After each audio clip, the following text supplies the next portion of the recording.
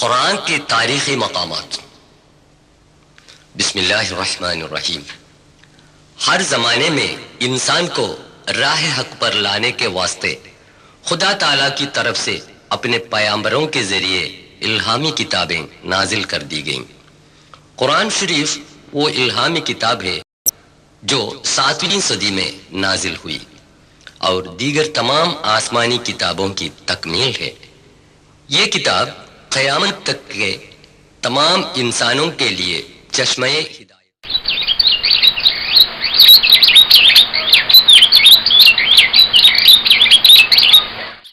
Science اور technology نے انسان کو بہت آگے بڑھا دیا ہے، مگر قرآن شریف کے نزول ہوئے 1400 سال گزرنے کے باوجود اس کے کسی ایک تذکرے کو بھی آج تک کوئی غلط ثابت نہ کر سکا اور ایک حرف بھی بدل نہ سکا۔ اسی طرح اگر ہم دنیا کی سیر کریں تو پتہ چلے گا کہ قرآن میں جو باتیں بتائی گئی ہیں وہ 100% سچ اور صحیح ہیں۔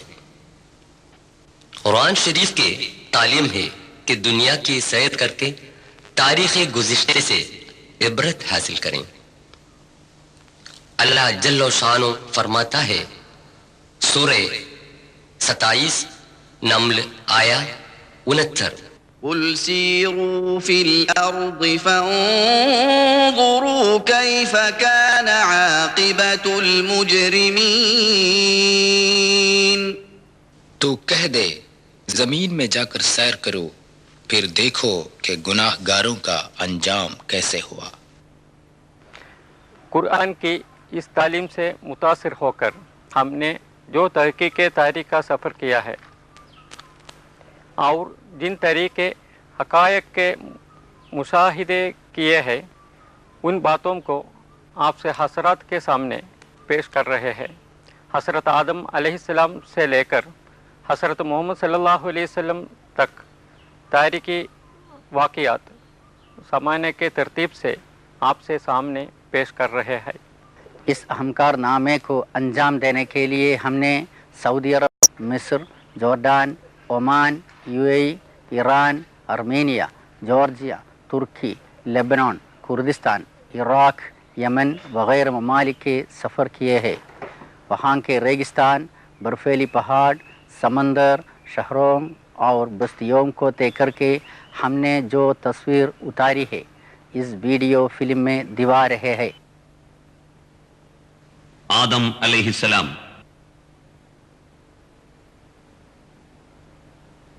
انسان ہے وہ جو اربوں کربوں حیوانات سے الگ تھلگ تمیز اور عقل کے ساتھ جنت میں پیدا کر کے زمین میں بھیجا گیا ہو۔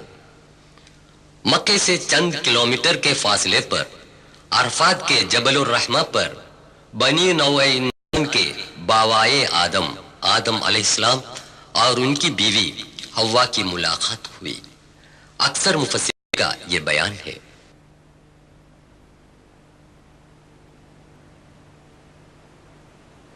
نوح علیہ السلام۔ پیغمبر حضرت نوح علیہ السلام جس علاقے میں تھے وہ جگہ آج ملک عراق میں شامل ہے۔ سمیریا کے بت پرست قوم کو انہوں نے دین حق کی طرف دعوت کی۔ قرآن سے معلوم ہوتا ہے کہ 950 سال تک انہوں نے تبلیغ و اشاعت کا کام جاری کیا۔ عرصے دراز تک دعوت کرنے کے باوجود بہت کم لوگ ایمان لائے۔ خدا تعالی نے ان سرکشوں کی اکثریت کو تباہ کرنے کا فیصلہ کیا۔ خدا تعالی نے حضرت نوح علیہ السلام کو حکم دیا کہ لکڑی کے تختوں سے ایک جہاز تیار کیا جائے اور ہر جانداروں کے جوڑوں کو بھی اس جہاز میں جگہ دے تاکہ ان کی نسل دنیا میں قائم رہے۔ ایک مقبول رائے یہ ہے کہ اس جہاز کی تیاری عراق کے کوفے میں ہوئی۔ پس منظر میں کوفے کی تاریخی مسجد دکھائی دے رہی ہے۔ آسمان سے موسلا دار بارش شروع ہوئی، ہر کہیں سے چشمے نکلے، हजारों कदम की ऊंचाई पर सैलाब उभर कर आया। सारे मुनकरीन हक हलाक हो गए। कई दिनों के बाद पानी घटने लगा। हजरत नूह अलैहिस्सलाम का जहाज जूदी पहाड़ पर जाके टकरा गया। सूरह 11 आयत 44 में खुदा कहता है, وقيل يا أرض ابلعي ماءك ويا سماء أقلعي وغيض الماء وقضي الأمر واستوت على الجودي وقيل بعدا للقوم الظالمين.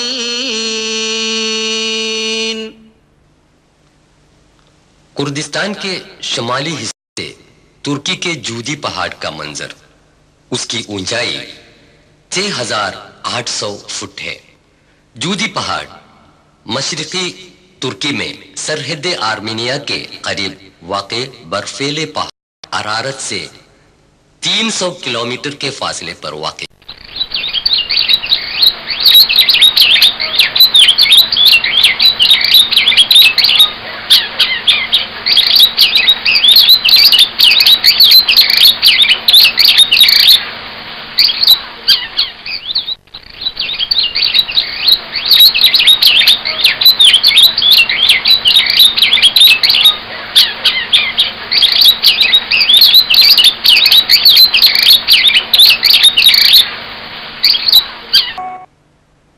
बनी आद और हजरत हूद अलैहिस्सलाम।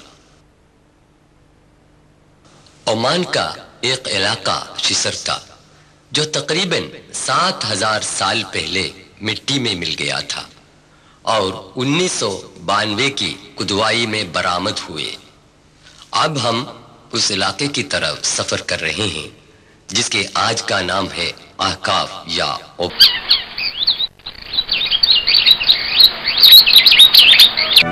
ये है ओमान का शहर सलाला। यहाँ से 172 किलोमीटर रेगिस्तान से सफर करने पर उबार पहुंचते हैं।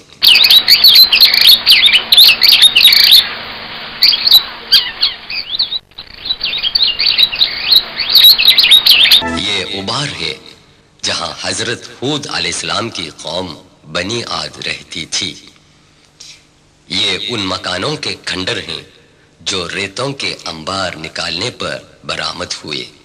सूरह 11 हूद आयत 50 में अल्लाह फरमाता है, وإلى عاد أخاهم هودا قال يا قوم اعبدوا الله ما لكم من إله غيره إن أنتم إلا مفترون. اور عاد کی طرف ہم نے ان کے بھائی ہود کو بھیجا.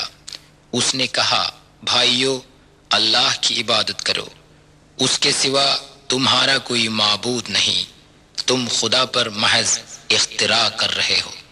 سورہ ہود میں خدا تعالی کہتا ہے, پیغمبر ہود علیہ السلام کے پیغامات کو مغرور قوم نے ٹکرا دیا.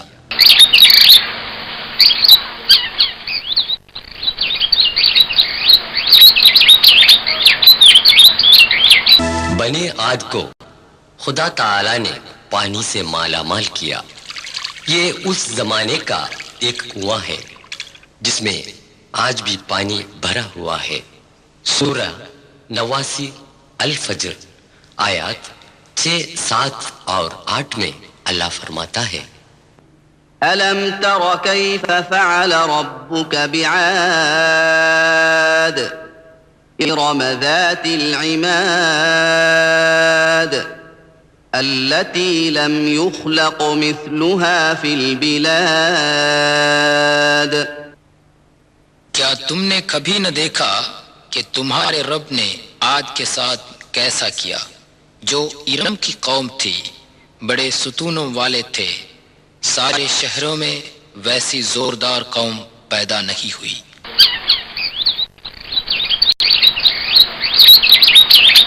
ان کے ستونوں کے یہ کھنڈر ہیں.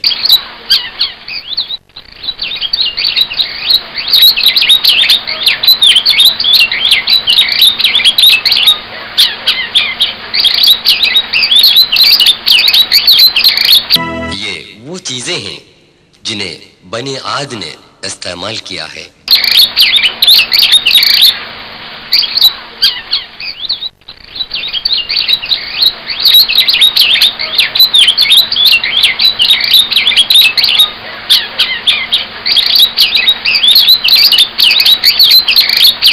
سکے جال جو پتھر سے بنا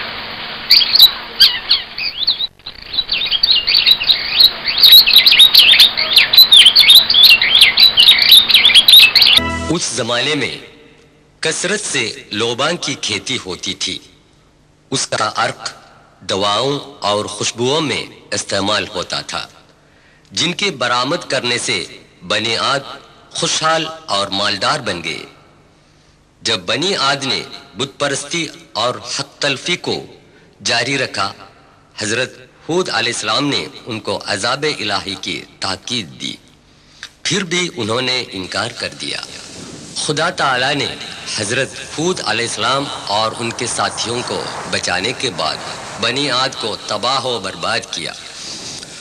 سورہ 69 الحاقہ آیات 6 اور 7 میں اللہ فرماتا ہے، وَأَمَّا عَادٌ فَأُهْلِكُوا بِرِيحٍ صَرْصَرٍ عَاتِيَةٍ سخرها عليهم 7 ليال و8 أيام حسوما فترى القوم فيها صرعى كأنهم أعجاز نخل خاوية۔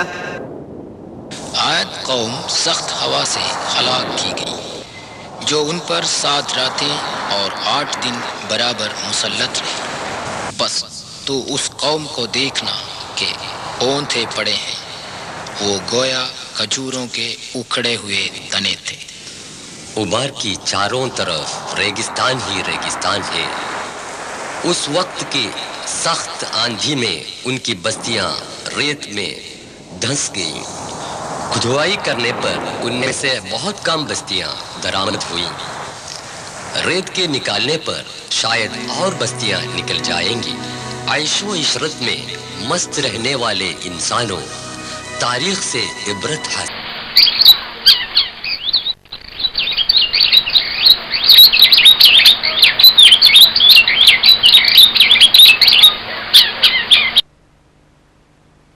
حضرت صالح علیہ السلام اور قبیلہ تھمود تقریباً 5000 سال قبل ہجر میں قبیلہ سمود رہتی تھی۔ خدا تعالی نے ان لوگوں کے لیے حضرت صالح علیہ السلام کو پیغمبر بنا کر بھیجا۔ آج بھی سعودی عرب کے مدائن صالح میں چٹانوں کے اندر بنائے گئے غاروں کے گھر برقرار ہیں۔ شہر مدینہ سے 405 کلومیٹر شمال میں مدائن صالح واقع ہے۔ حضرت صالح علیہ السلام نے اپنی قوم سے کہا، سورہ 11 ہود آیا 61 میں اللہ فرماتا ہے، وَإِلَى ثَمُودَ أَخَاهُمْ صَالِحًا قَالَ يَا قَوْمِ اعْبُدُوا اللَّهَ مَا لَكُمْ مِنْ إِلَٰهٍ غَيْرُهُ هُوَ أَنشَأَكُم مِّنَ الْأَرْضِ